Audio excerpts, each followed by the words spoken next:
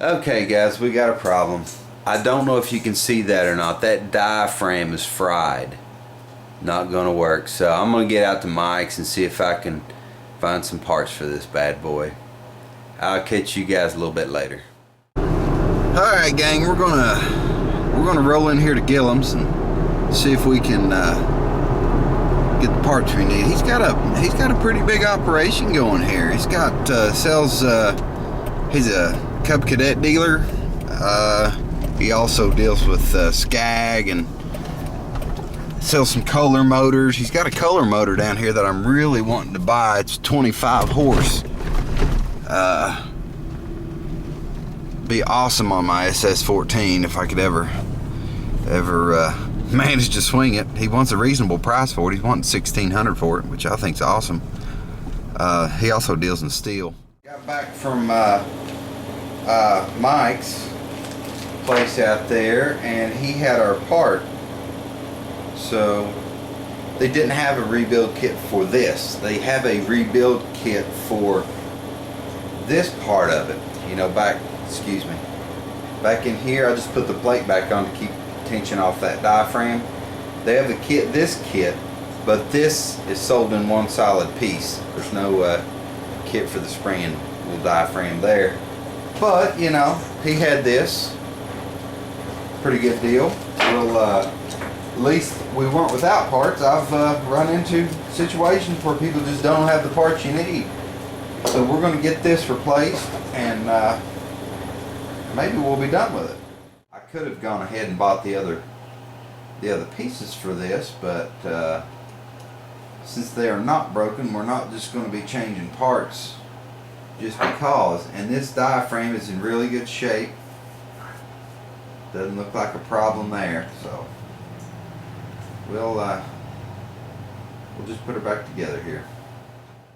Well, I got the fuel pump body back on it, the new one, and I'm just running these screws in. We'll have the carburetor, the actual cleaning and repair done.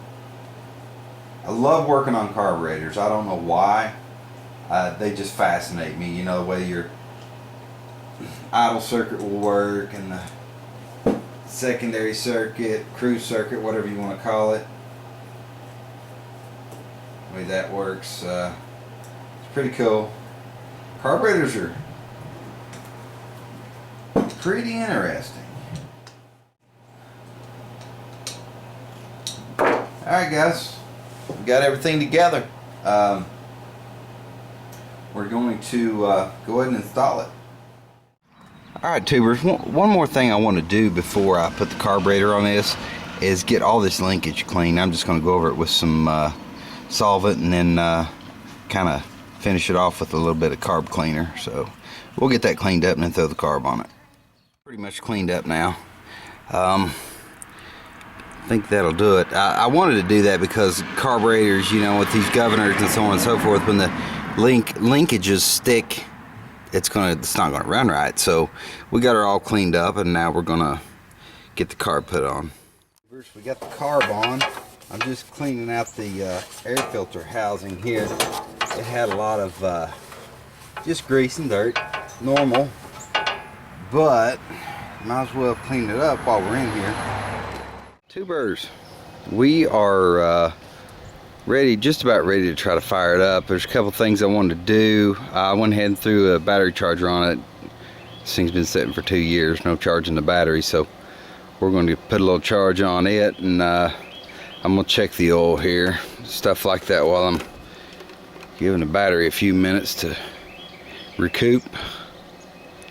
Yeah, it needs oil change, but it's good and full, so good on that. I need to also, I want to have to throw a gallon of gas in this, some good fresh gas, so I'm going to go ahead and gas it up. I'm going to air up the tires too. They're all just about flat, so while the battery's charging up, I'm going to do a few things like that.